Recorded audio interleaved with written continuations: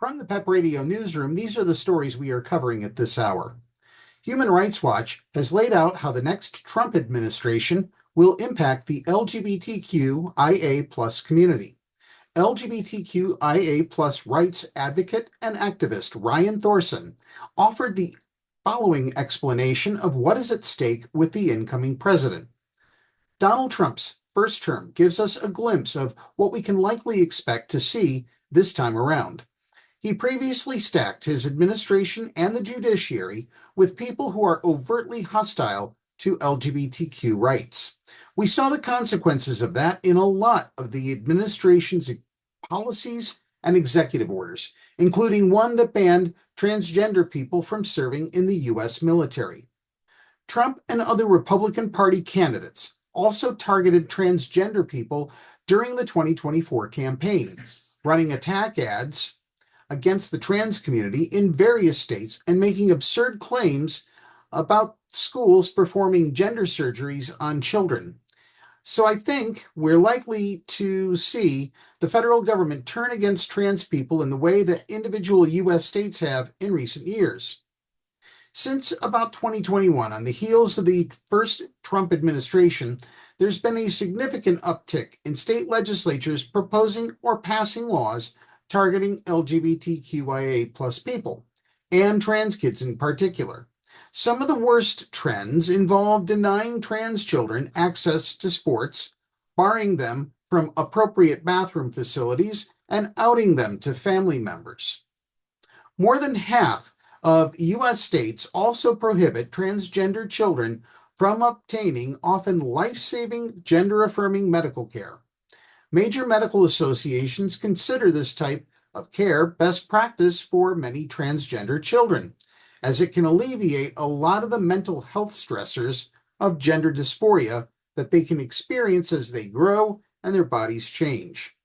Some states have also sought to exclude transgender girls from participating in sports, including some imposing blanket bans.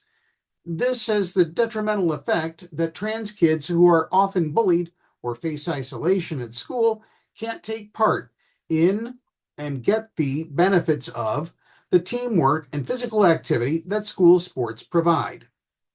He also said he'll ask Congress to establish that only two genders will be federally recognized. This would stop progress currently being made in the country to recognize non-binary individuals, which have seen in federal and state efforts to allow people to choose a third gender, option of X, on passports, licenses, and other documents. More changes are listed in the article on the Human Rights Watch website. You can find it and information about other stories that we report by going to paequality.com and clicking on the radio tower. And now this news about Representative Marjorie Taylor Greene and Representative Nancy Mace. Representative Marjorie Taylor Greene on Monday spoke out in favor of banning transgender women from using bathrooms and locker rooms based on gender identity in all taxpayer-funded facilities. Representative Greene's comments followed her colleague, Representative Nancy Mace, proposing a resolution to penalize those who use capital restrooms other than those corresponding to the biological sex of such an individual. The proposal would charge the House Sergeant-at-Arms with enforcing this rule.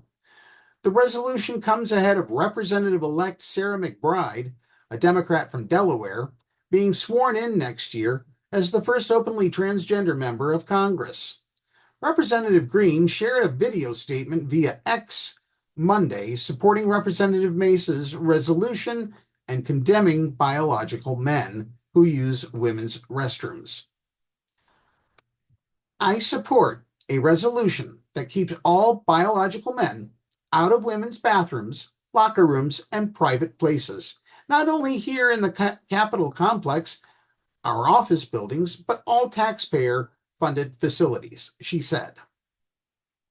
Representative-elect McBride responded to both Republicans in a statement and condemned the extremist attacks against her gender identity. Everyday Americans go to work with people who have life journeys different than their own, and engage with them respectfully. I hope members of Congress can muster that same kindness, she wrote via X. This is a blatant attempt from far right-wing extremists to distract from the fact that they have no real solutions to what Americans are facing. We should be focused on bringing down the cost of housing, healthcare, and childcare, not manufacturing culture wars, she continued. Delawareans sent me here to make the American dream more affordable and accessible, and that's what I'm focused on. Reacting to Representative-elect McBride's post was Representative Mark Veazey, a Democrat from Texas. Welcome to Congress, Sarah McBride, he wrote. We're excited to have you here and ready to work together on real solutions for the people we represent. Let's rise above the distractions from a few out-of-touch votes. My office is always open to you. To find the video versions of our LGBTQ plus news reports on YouTube, go to the PEP Radio page on the Pennsylvania Equality Project website. Be sure to subscribe on YouTube. Be sure to download the Live 365 app to take PEP Radio wherever you go. That's the news at this hour. Now back to more music on PEP Radio.